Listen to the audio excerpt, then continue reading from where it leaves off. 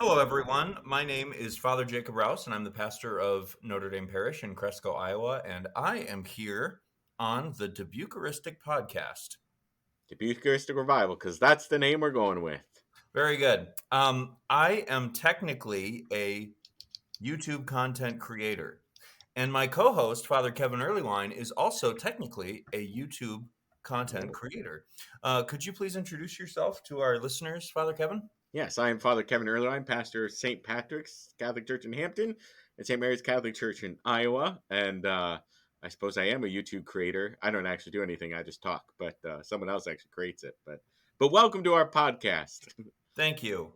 So how's fame treating you, Father Kevin? Oh, I'm kind of losing all my hair, but it's funny if you could see me, but I don't have any hair for those who are listening.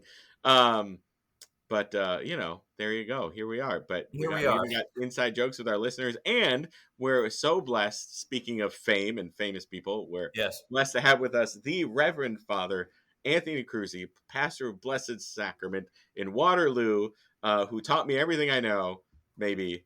At least the bad stuff. So just kidding. I taught you what not to do. Yes. My pastor, of who I had the great honor of being his only associate pastor to this day that you ever had. So amazing. Yeah.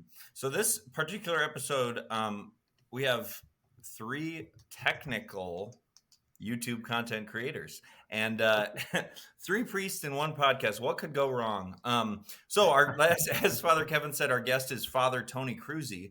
And the reason we asked him to be on today is because over the past few years, starting during the COVID pandemic, he started a YouTube project regarding pilgrimages to other churches. And I just like to give him the opportunity to introduce himself and then what that project is and how it kind of started. Well, thank you very much for inviting me to this podcast here today. I'm kind of like Father Kevin, that I talk, somebody else does the creating of the content. So yes, we getting into the virtual world of things, and I am not a virtual guy. I am, technology. You are real, not virtual. You are real. That's true. I'm real. I'm going to back up a little bit. I've been at Blessed Sacrament Parish here in Waterloo for 6 years. I arrived here in July of 2018. Father Kevin was my associate. At that time, I was pastor of 4 parishes of St. Patrick, Hampton, St. Mary's, Ackley, St. Mark's in Iowa Falls, and St. Mary's in Eldora. And I was lucky enough to get Father Kevin, who spoke Spanish, and I didn't. And we have the Hispanic community up in Hampton. I needed help. And I think that was probably the greatest year of Father Kevin's life. Yeah. And then finally, I told Archbishop Jacobs, this place is not big enough for the 2 of us. Either Father Kevin goes or I'll go. And he said, fine, go. And so I might have I might have exaggerated that a little bit. And so, no, we had a good year together. Yes, it was it really was a great year together. And it's nice to know that my successor was already there, especially the last few months. So when we had to make decisions, like, Father Kevin, what do you want? How do you want this to be done? Then I had to be the bad guy, and he had to be, we'll get through this, everybody. Don't worry. We'll get through this, everybody. No, but it was a great year. We had a lot of fun, a lot of laughs, and just seeing him grow as a pastor has been very, I'm a proud papa, Thanks. Thank you, Father Tony.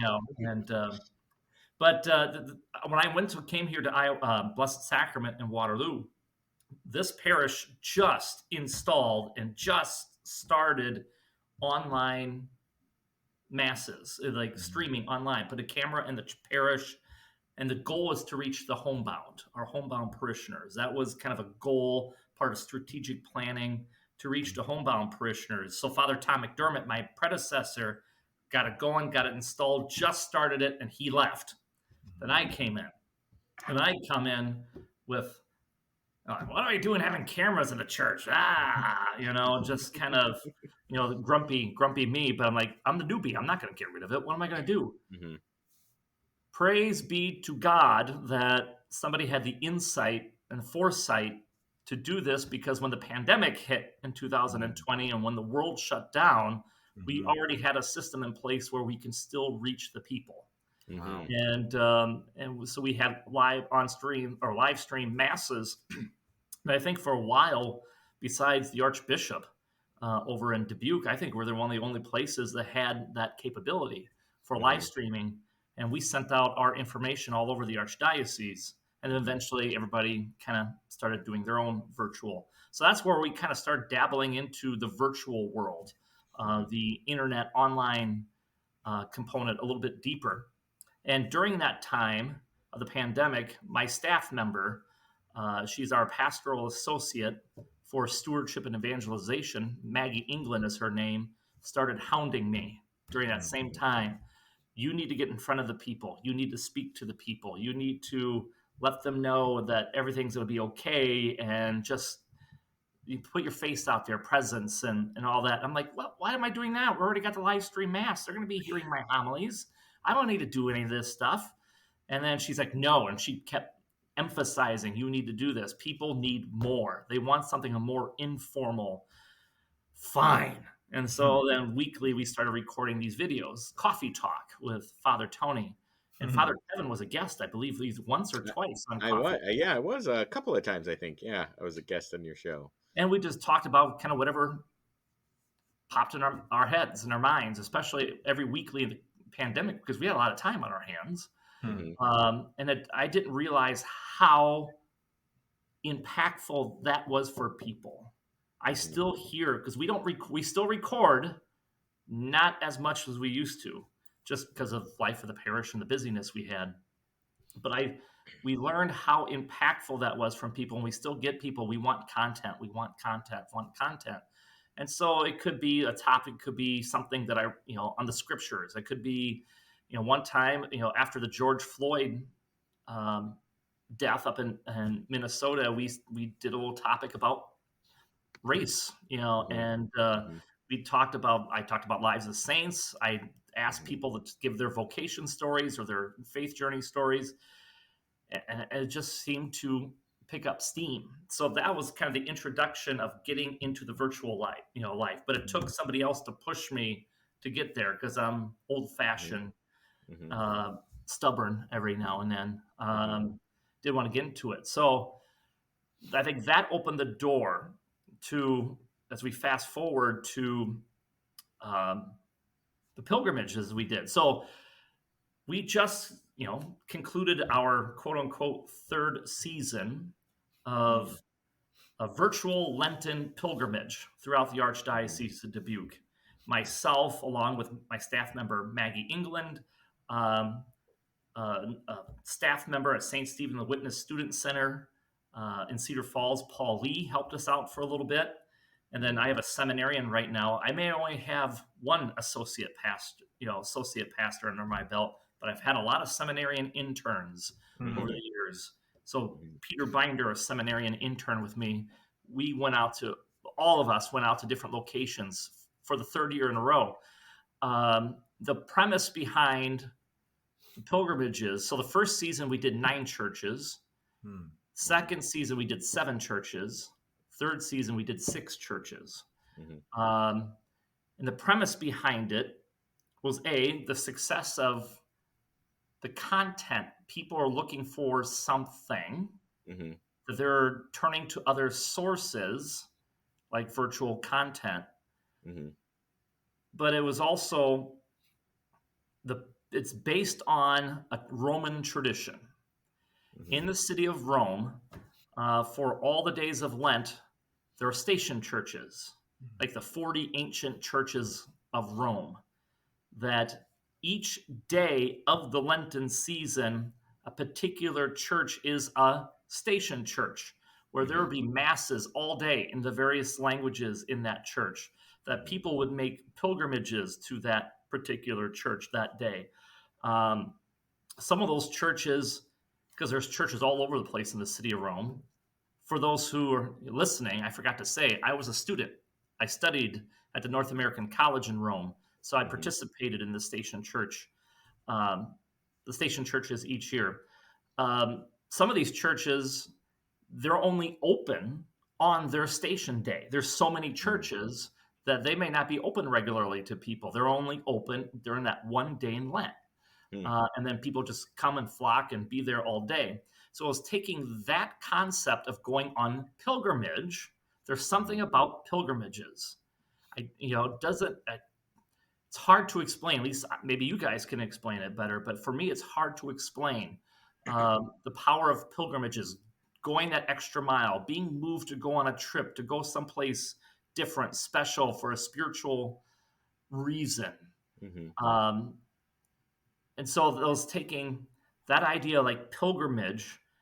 Most of our folks, and plus Blessed Sacrament has been, since I've been here, a more elderly parish. We have a lot more gray heads than some of the younger folks, but that's changing. We're starting to see a lot more young families come to Blessed Sacrament. But early on, a lot of our folks are homebound. They're elderly. They're not going to travel, especially during Lent, which is in the winter. So how do we bring, if they can't get out to the churches, how can we bring these places to them? And so that's where the virtual idea came to mind. Instead of going to Rome, I wish the parish would pay for me to go over there. That'd be great to do this. So what can we do locally to emphasize our worship sites, our communities? What makes our community our community? So it's not only going on a pilgrimage to pray, but also to give a little historical background of the church building, of the community itself. I like to invite the pastors to give us a tour and point out different aspects of the building. What do they mean? Why is that devotion there? Or why is that there? All those sorts of things. And I thank the both of you, because both of you participated in the pilgrimage. Yeah. Father Kevin was season 1 when he was still pastor of St. Mary in Eldora. And then Father Jacob up in Notre Dame earlier this year. So that was the premise. We didn't know how this was going to go, of course. We are not professional recorders. We don't have professional equipment. We don't have professional tour guides. We don't have a script. Everything I do, I put on the internet. There's no script. I got an idea. Okay, let's go with it. We'll see how it goes. Like right now, this is not planned. I'm just going with it. One take Tony, I've been called. So, so anyway, so we recorded, and again, the feedback from the people that they just were blown away by how these about these buildings, and I've come to learn that you can go to a lot of churches and there's the same kind of architectural style. However, there's a bit of that community history, especially those who built it. There's a bit of themselves in it and has a story. Each building talks about the story of that community, of that people, and why they intentionally put certain things in there. Why, like in Gilbertville, they have I think underneath the high altar by the tabernacle, only the priest could see it. There's particular angels painted there. And they just, that spoke to them, that we need to have that. Whereas, in my hometown of Petersburg, the stained glass windows, and the altar being wood, it just the design kind of speaks to the Germanic background, or why Irish churches have St. Patrick and St. Bridget in the Irish churches, and the German churches you got to have St. Boniface there, and some of those great. Everything tells a story, and I think it's good for us as we're part of one community to kind of hear the story of everybody. Like this, what makes the parish, the people, the church. Yes, worship unites all of us, but there are those little details that we get to share with people. What makes the community, and the reaction from the folks has been fantastic. In regards to the tour, I had got a card this year. We went to a little community, Immaculate Conception in Wexford, up in Alameda County, if I remember right, just south of Lansing, along the Mississippi River. And at Easter, I got a card from a couple from Manchester who I've kind of known over the years. And they on the front cover was a picture of the Wexford Church. Based on the pilgrimage for our video, they decided to make their own trip. to Wexford and check it out. So we've been hearing from a lot of people who are based on this. They're learning a little bit about this community. They want to check it out themselves and go on their own little pilgrimage. So, okay. That's excellent. Before we get into the value of traveling and pilgrimages and the universal church, I just want to back up to the very beginning of your story when you said, nah, I don't want to do it. No, that's not for me. I'm not the one for it. I mean, that is like play by play. Every prophet in the Old Testament pretty much is like, I want you to go do this thing. And they think, no, that's not me. So first of all, the fact that you were open to whatever was going to happen is a true testament to being docile to the Holy Spirit. And I think there's a lot of value in that. But then the other side of that is it really was true for myself as well, starting to make videos before the pandemic, and then really realizing that this is a big thing. That I started making videos saying to myself, well, the sheep are there too, so I need to be there as well. But imagine if you had a church full of people, and then there was just like one section off to the left, like 6 or 7 pews, and imagine if you just ignored them. And that's kind of how I see the virtual stuff. Even no matter what generation we're from, it can be a little daunting to take on a new form of communication. But what was that like to have this new section of pews, I suppose, in your mind's eye of people that were responding to you and that you were ministering to? What was that like to have them kind of come out of the woodwork? It was mind blowing. Just the sheer volume of responses, and especially when we were during the pandemic and live streaming our mass.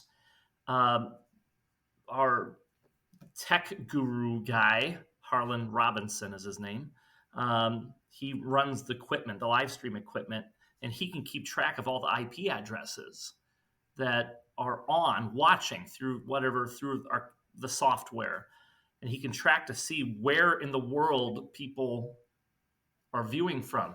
And we had people from all over the world tuning in. For Christmas, I got a card from a gentleman. He's an Iowan. I'm blanking on his name all of a sudden, but I got a card from an Iowan who's living in Poland.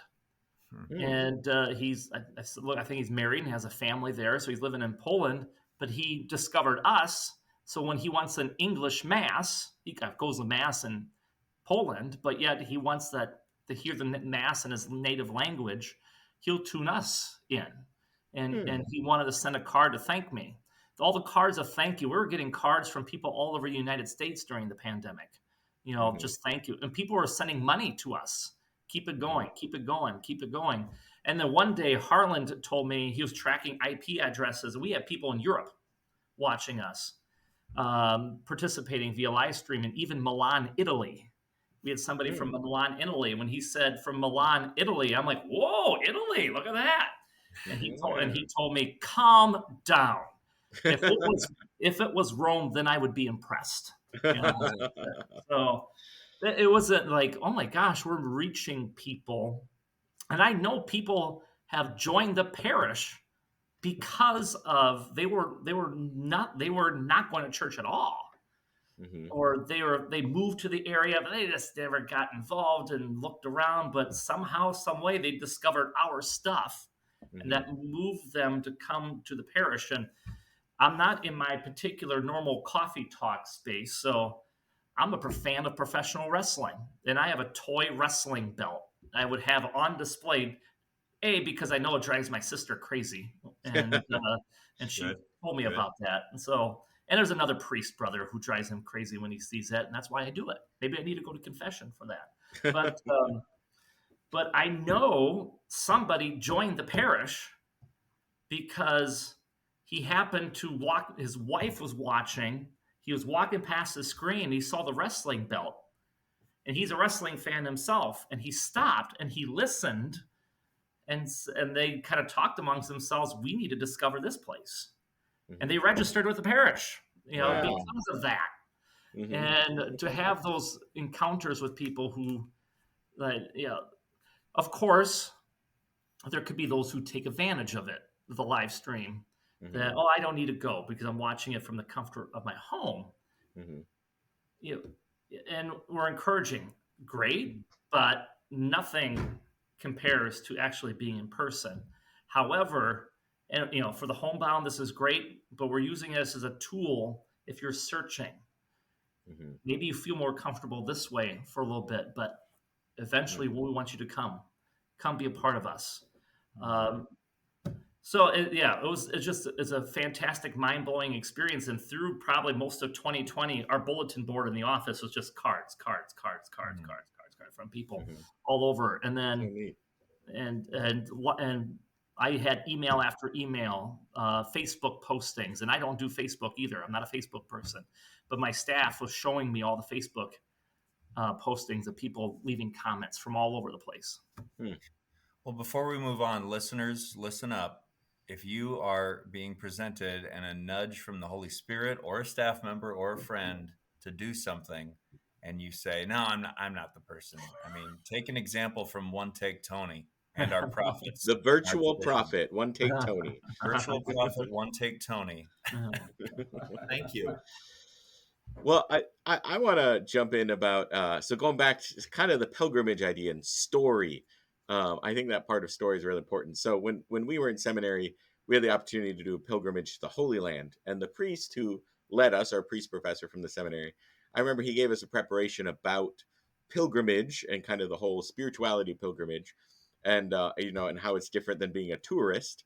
And that was actually one of the main things I remember him emphasizing was connecting with the story of the place, and that's an important part of pilgrimage. So there's something about disrupting your life, your usual, and going to a new place.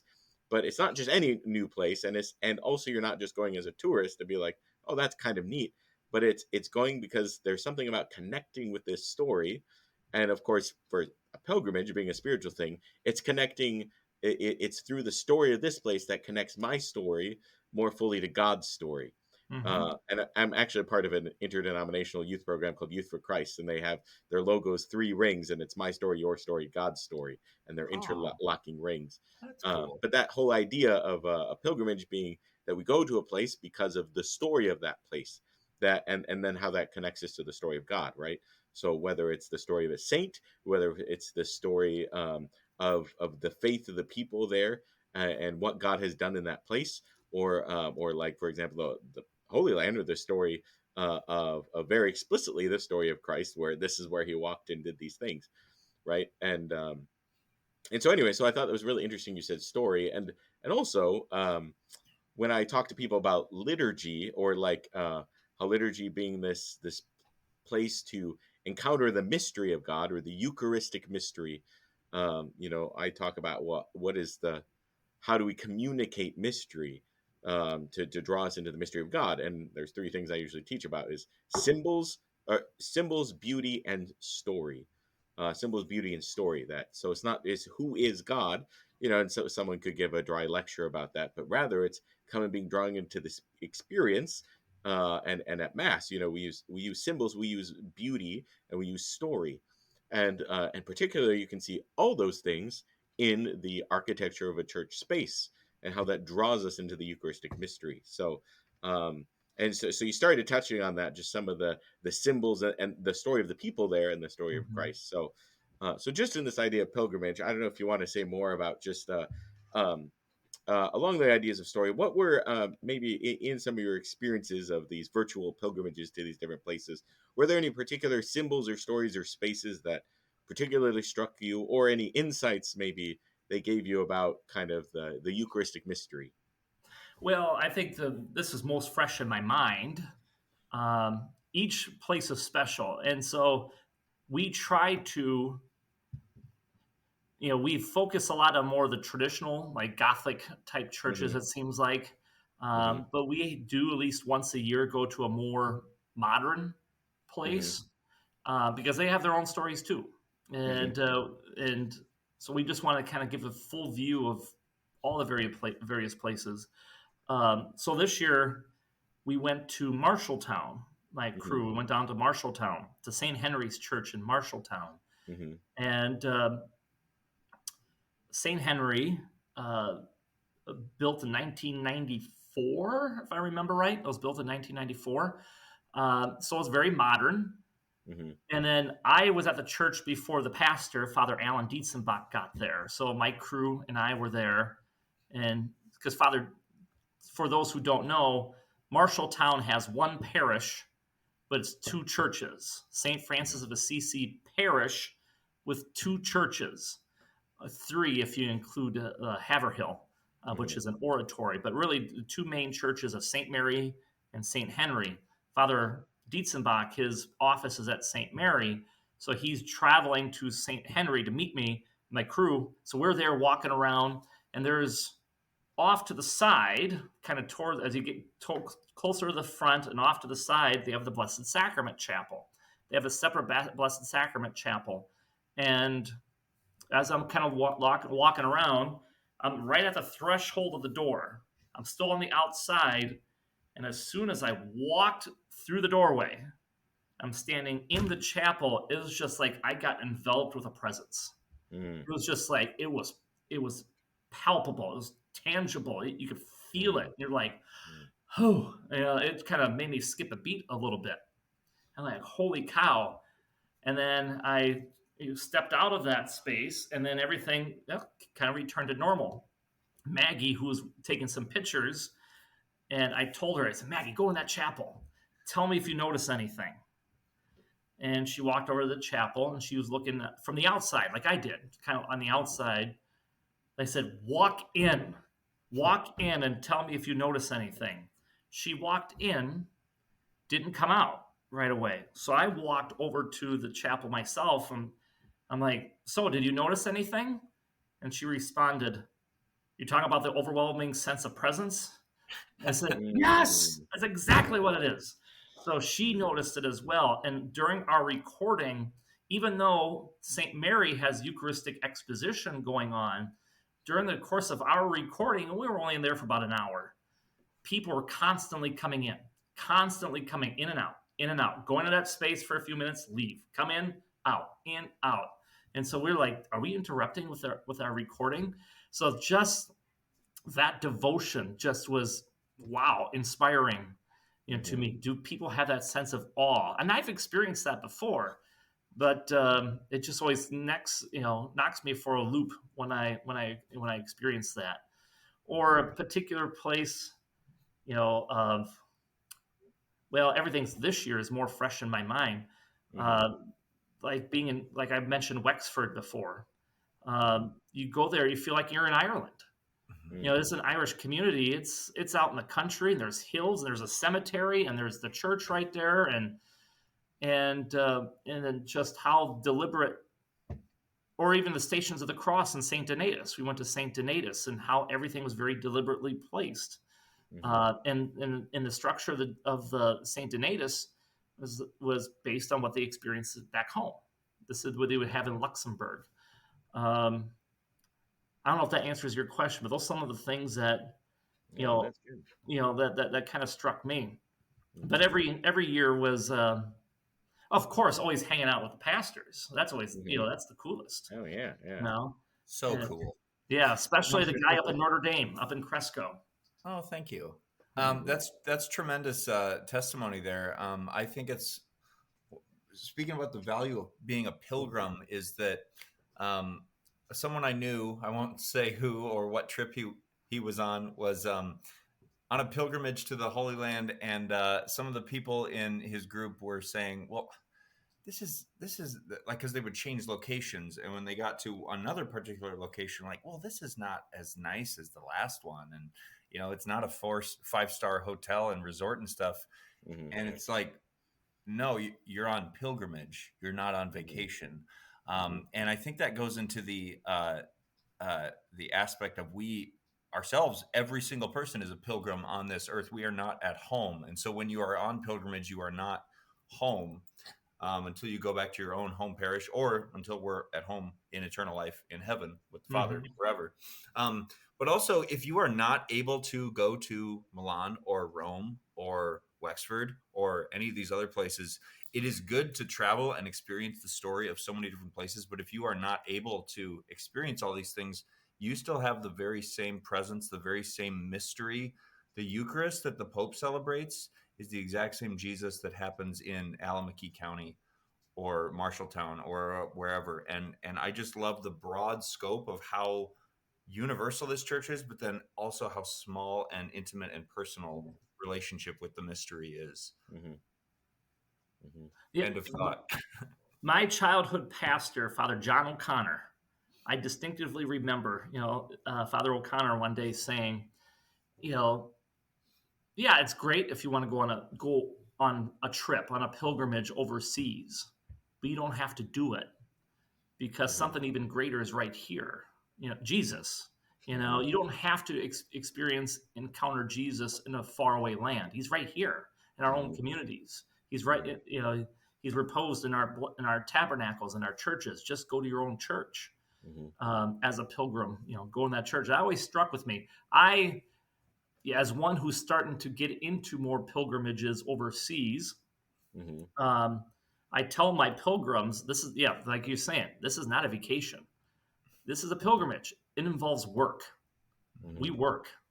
So there's going to be early mornings, late nights. We're on the move. We're going to go. We're not staying at 5-star hotels, but, we're pilgrims, and it involves some effort. Of course, you get some of those nice little stories, but at the end of the pilgrimage, when they come back and say, that was life-changing, and then you're like, okay, it was worth it. You can have that life-changing experience just right in your next door, in your own parish. Like you said, pilgrimage. We're in pilgrims on this earth right now, and we're pilgrims through the drudgery of every day. Go to your local church. Be with Jesus. Let him touch your heart. And that's a life-changing experience right there. And through partaking the sacraments there as well. So hopefully that answers your question. Yeah. And it's neat how, and one thing I appreciate about you doing these pilgrimages is just showing, I think, helping people to learn how to appreciate a church space. Because like we were saying, there's a lot of symbols and imagery. And sometimes we see them and we don't think anything about them. But I think that's one thing you do in these pilgrimages, helping people, like that the church is imbued with a story and all these symbols that they teach us and draw us into the story. Like one thing, we talked about on a previous podcast about the symbol of like I've been to churches and I see a pelican, for example, and I'm like, that's odd. Why is there a pelican on the altar? Well, of course, come to find out, pelican is a Eucharistic symbol, right? Because there's a legend of the pelican, if it can't find food, tearing off its own flesh to feed its children, pelican, or like, for example, or I know you mentioned Petersburg, St. Peter and Paul in Petersburg. You're a home church, which I think you did a video of that one too, didn't you? Oh, that was first season, of course. Oh yeah, that was season one. Yeah, one of the originals. So yeah, which is a beautiful church, by the way, and I highly recommend it. Especially, it was beautiful before the renovations, but now they've renovated it. It's even more beautiful. But I remember the first time I was ever in that church, I was struck by the intentionality. Speaking of stories, of the layers of stories that particularly pointed to the Eucharist, like standing up in the sanctuary. And I remember looking at the stained glass windows. There's particularly beautiful stained glass windows, but I remember there was I remember looking. There's one stained glass window of Moses with the bread in the desert. The manna from heaven. It's like, oh, manna from heaven. Like, okay, I remember that story. They gave him right in the desert. And then there's a story of Abraham sacrificing of Isaac. And it's like, oh, Abraham sacrificing Isaac. Like, oh, what's that have to do with any of this? And then there's one more Old Testament one, I forget what it was. But then on the other side, it's of course the crucifixion of Jesus, the Last Supper, and maybe I'm not remembering exactly what the windows are. But anyways, the point is I realized how all these windows in the sanctuary were all intentionally the layers of stories that underlie the story, the connection, the mystery of the Eucharist, that are layers of meaning in the Eucharist. Of course, the Eucharist is the bread come down from heaven. Of course, it is where we're united to the sacrifice of Christ. But God himself provides this sacrifice, and so that's the story of Abraham and Isaac. He doesn't have to sacrifice Isaac because then God provides a ram, and then Jesus is the Lamb of God who takes away the sins of the world. So there's the Passover whole layer and everything like that. And how when we start to be able to appreciate these symbols, you can start to see to see how all these things are connecting our story to the stories of Christ and drawing us into the story of the Eucharist. And of course, every week we're drawn into the story of Christ's passion. Particularly in and through the commemoration of his Last Supper. This is my body given up for you. This is my blood poured out for you. So anyway, so just like things like that. And I appreciate like having, that I think your virtual pilgrimages are helping to people to see these symbols a little more, and what do they mean and how do they draw us into Christ? Now that you brought that up, I think you asked that question about something specific that that's touched me or that I remember was striking. I think that is what thank you for reminding me. You're welcome. Some of that story about the symbols, how they all speak. You go and you take these things for granted, especially if you're a native of a particular parish. Mm-hmm. A native of a particular church. You see this all the time. You take it for granted, and you forget the story of Mm-hmm. why the intention. Why did they build this way? And I think I'm hoping with these stories, it's bringing the pilgrimages to bring these stories back to life, to Mm-hmm. remind people. Because you just said something, Father Kevin. I've been, native of Petersburg. I didn't even put that connection together. Oh, What yeah, you there just you said, go. no connection whatsoever. And I'm like, Mm-hmm. oh crap, that's Mm-hmm. true. Never noticed it because I was Yeah. around it all my life. I took it for Right, granted. right. Mm-hmm. And so we're bringing these things to life. Not only Mm-hmm. the story of Scripture and sacramentality, but even layered throughout there is the stories of the humans that have been involved in each of these places. If you go to St. Patrick's in Cedar Rapids on First Avenue, you'll see a plaque in the back of church next to the St.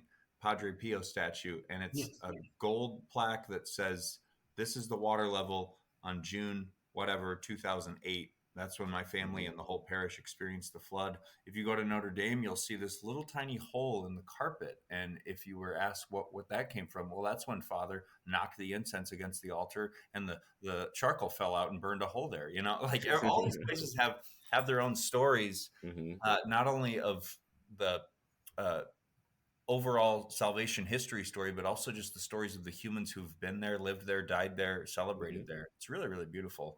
So St. Patrick was season 1. We did go to St. Patrick, and Father Mm-hmm. Greg Ball was pastor there at that time Mm-hmm. for that 1 year, and so he kind of pointed out, Mm-hmm. pointed that out to us. So, I think it's the other part about these pilgrimages. I've been to these places before, but yet it's allowing me to appreciate them even more.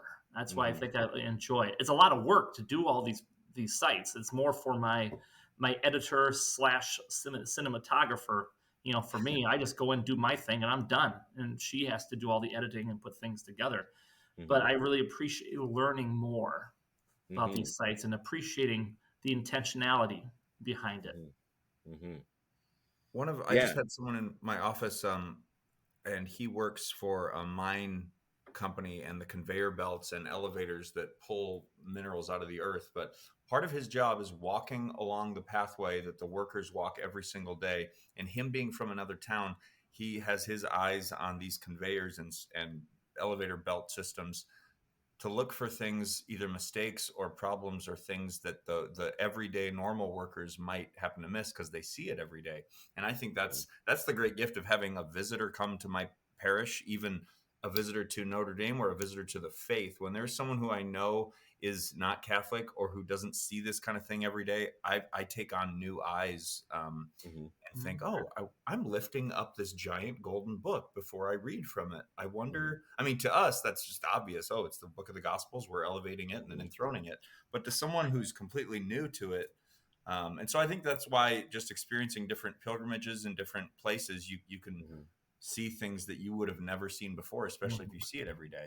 Mm-hmm.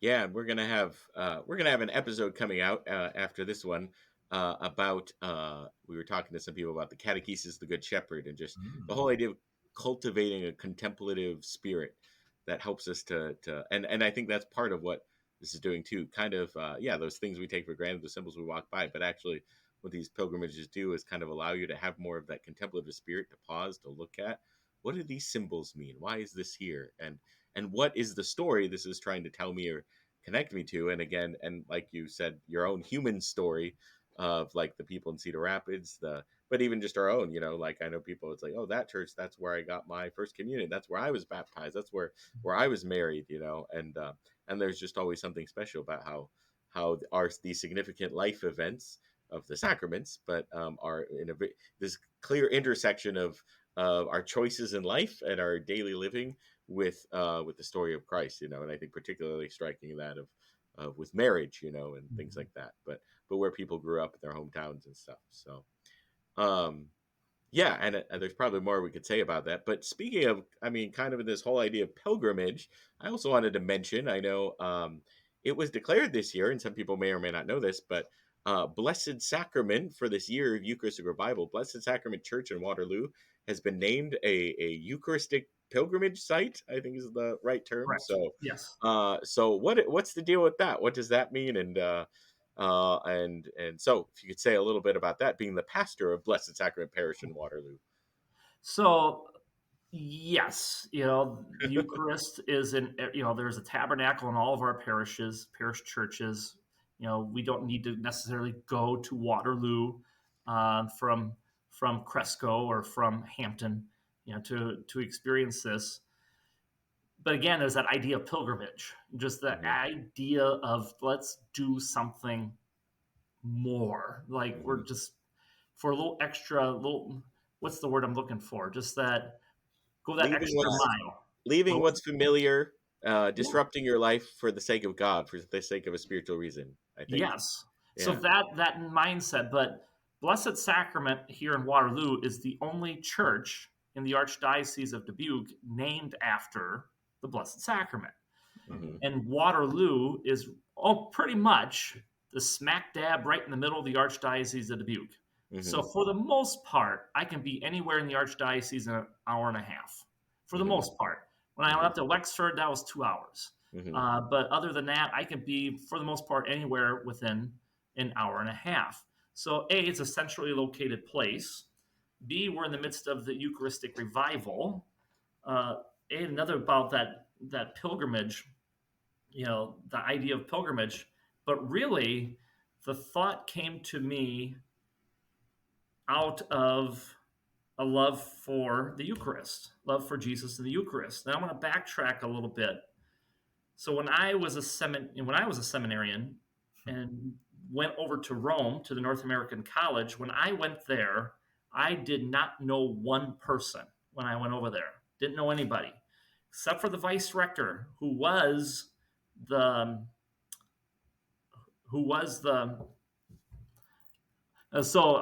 I only knew the vice rector, who was his name. Now he's a bishop, Bishop Robert Kruse, but then he was Monsignor Robert Kruse from the Diocese of Davenport. He was the vocation director for Davenport, so he was the only guy I knew, but I didn't know anybody. And so I'm miserable. I'm homesick. I didn't want to be there. I'm really struggling and really suffering. And the seminary, that college, North American College, would have adoration every day, Eucharistic exposition every day. Now, I had some experience with it at the St. Pius X Seminary in Dubuque, but nowhere near to the extent as they had it at the North American College. And so every day I found myself going to, because I didn't know anybody. The only person I knew was Jesus. And so I got to be with Jesus. And that's kind of where this love for the Eucharist started really honed.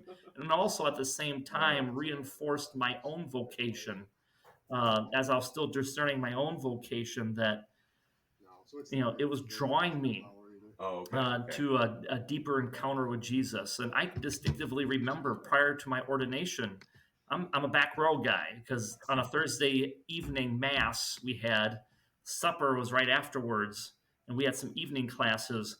So I sat in the back row so I could be first in line for the cafeteria. Naturally. And plus we're Catholic. We like to sit in the back row. Yeah. And I just remember distinctively remembering during the mass, whoever the presider was, the celebrant was that day, elevated the host. And I just had this overwhelming sense of, again, presence. And I just thought, oh my gosh, I'm going to do that. Oh my gosh. It just it was just overwhelming.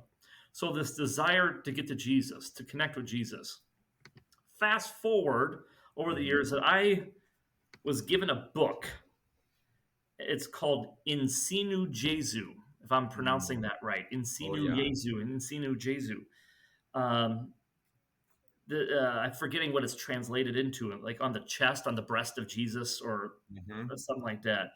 When heart speaks to a heart, it's a diary of a Benedictine monk who's anonymous in this book, that he would have locutions, or he would hear Jesus speak to him during Eucharistic exposition.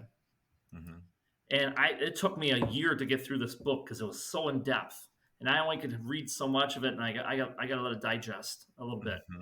And then this one passage, and I have it marked because it was so inspiring to me. It was on Saturday, January 2nd, 2010. In the midst of prayer, this priest hears Jesus speak to him, and if it's okay, I'd like to read this passage. So from the journal entry from Saturday, January 2nd, 2010. So Jesus said to the monk, "I have not asked you to found a monastery, but rather to adore me, to love me, to seek my Eucharistic face, and draw near to my Eucharistic heart. I have asked you to trust me, and to place in me alone all your hope and all your dreams for happiness and peace. Seek me, trust me, and all the rest will be given you besides. I will build the monastery stone by stone. I will fashion the men I have chosen for it. You have only to remain humble and little and faithful. Without me, you can do nothing, but to me, nothing is impossible. Be faithful then to me, not to a project or to an ideal. I am your all. Live for me alone. Seek me, seek my face. Take comfort close to my broken heart. See how I love you, even to the piercing of my heart by the soldier's lance, even to the last drops of blood and water. There is nothing I will not do for you, and this because I love you, and because you are mine. Only allow me to act freely, choosing the means and the day and the hour. Here in the sacrament of my love, you have everything. Here you have all of heaven. Here you have the creator of earth and all that it holds, and of every human being who has ever seen the light of day. I am all yours. Be all mine.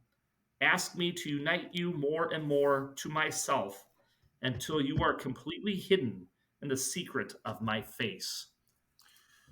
So when I saw that, or when I read that, it just blew my mind.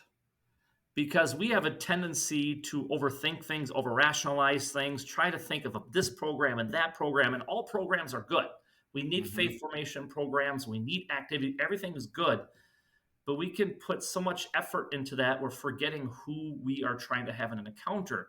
And there are so many people out there I've discovered that, well, we all do, carry our baggage. We have a load, we have a story. Some of it's a negative story. Some, they don't trust what's being taught, or they don't necessarily trust the priest or a program. I just wanted an opportunity for people to go to Jesus. Don't think about anything. Don't try to do anything. Don't just try to take anything on.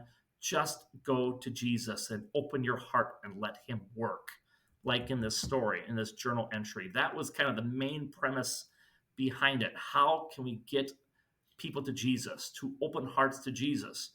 So I petitioned the Archbishop to Zinkula to make this place a pilgrimage site, which means we have adoration, exposition here for the most part every day. All the way from beginning of December all the way through June 2nd. That's when the pilgrimage period ends, on the Feast of Corpus Christi. That's when the pilgrimage ends.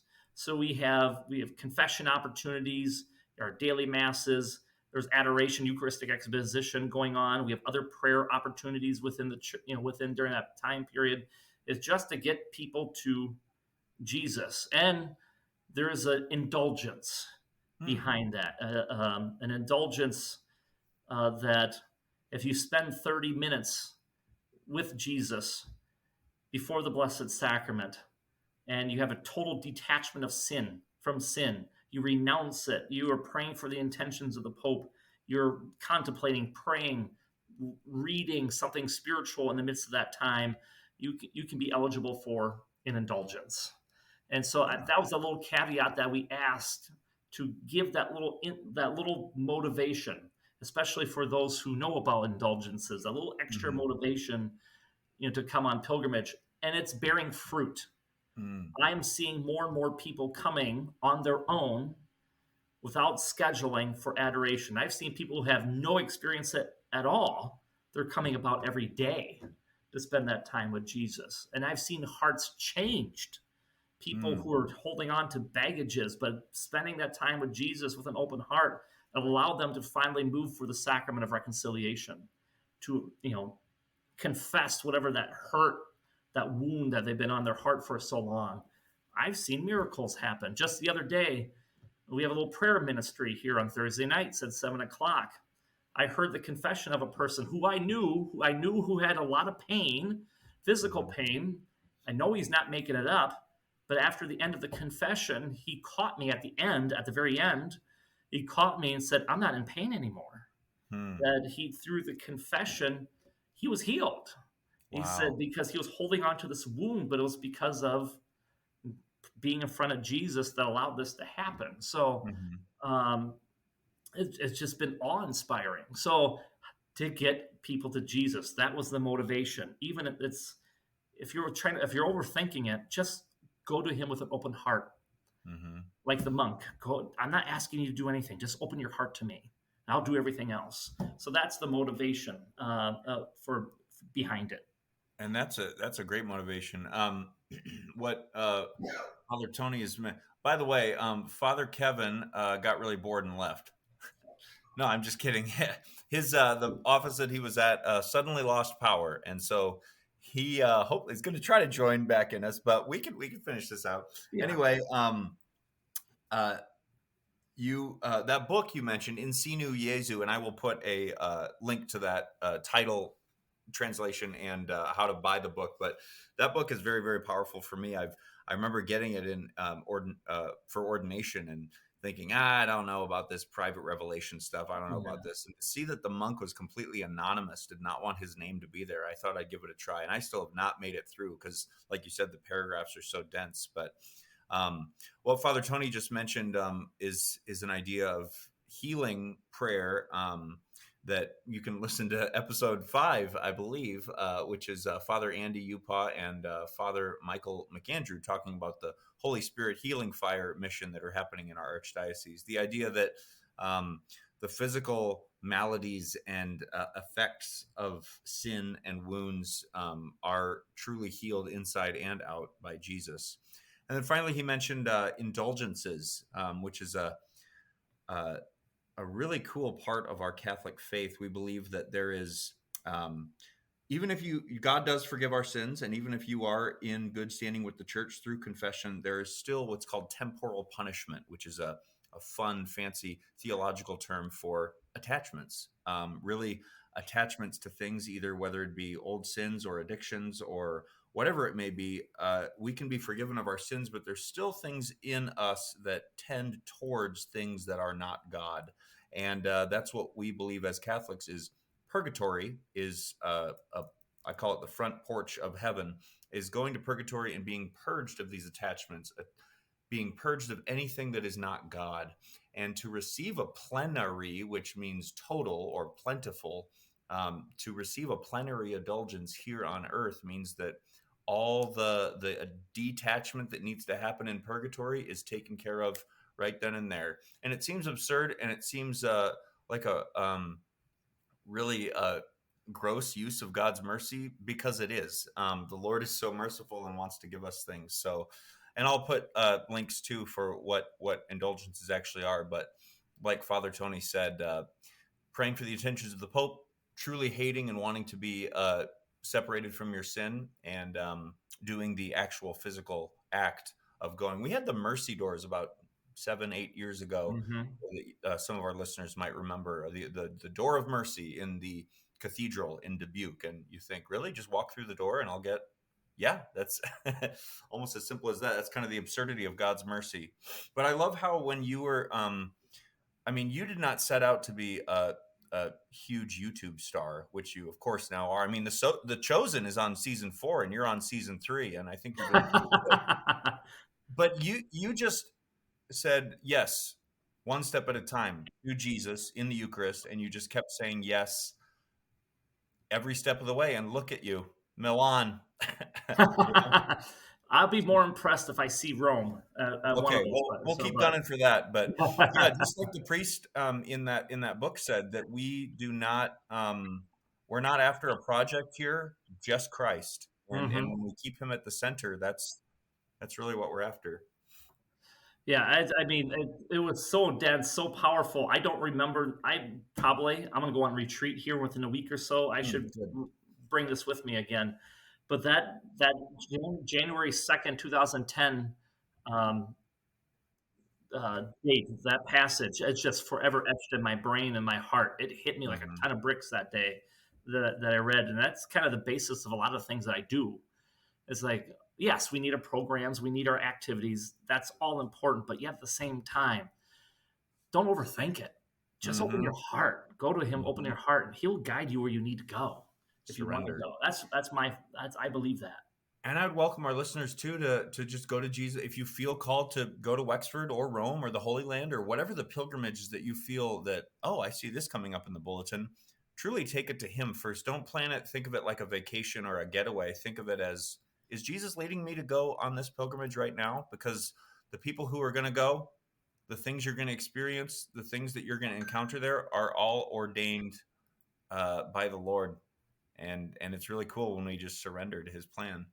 Well, I'm going to put a selfish plug in right now. Go ahead. I am if you want to go overseas this September, leaving right after Labor Day for 10 days, I'm leading a pilgrimage to Greece and Turkey, walking in the footsteps of St. Paul. Very good. So we're going to go to some of those like Corinth and Ephesus and a lot of those things. So our information is on our website. I think I have something on it, at least in the bulletin. It'll be there at some point in time. I'll throw that in the description too. Okay. And we'll the description if you wish to go on that particular pilgrimage. So yeah.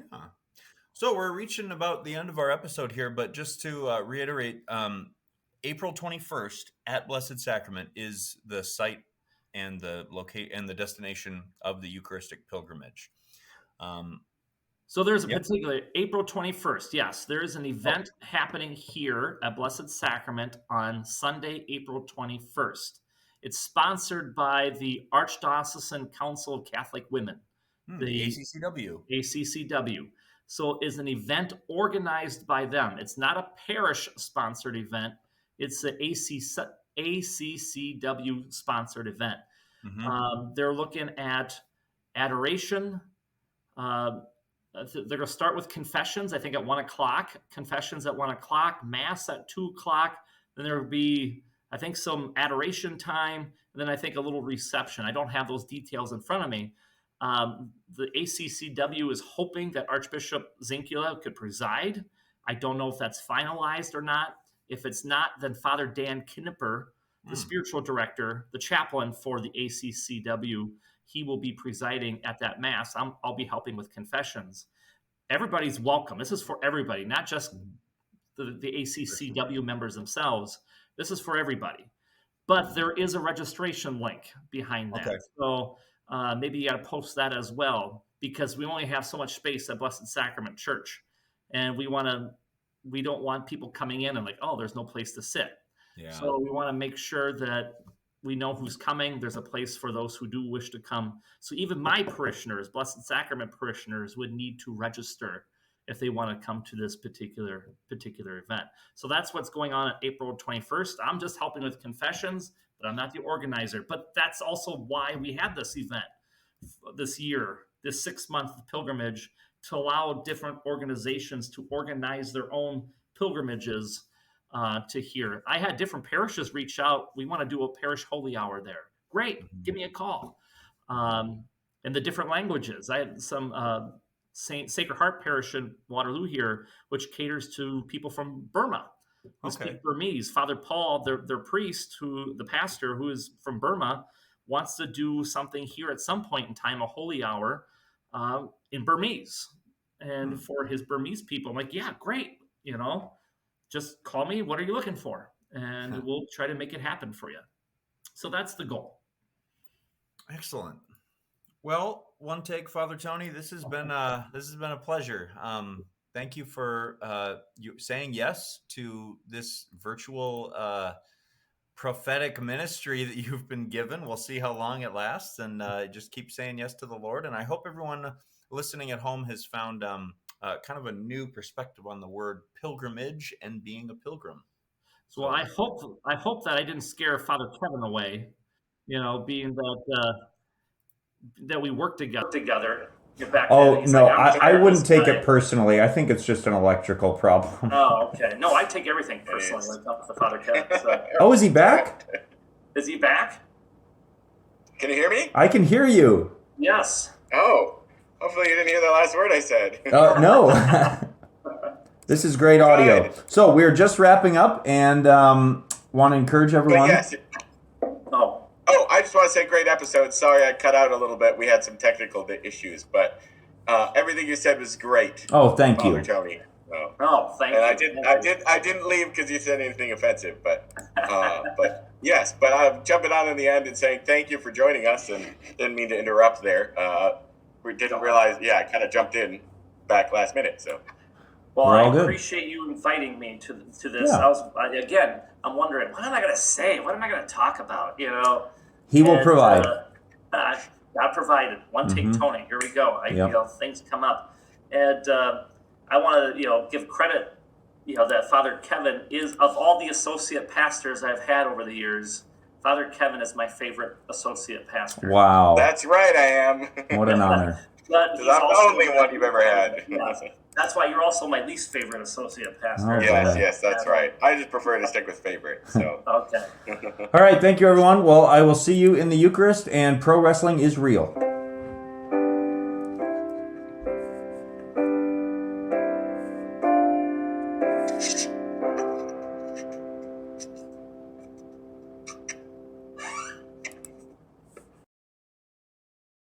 Okay, that was chaotic.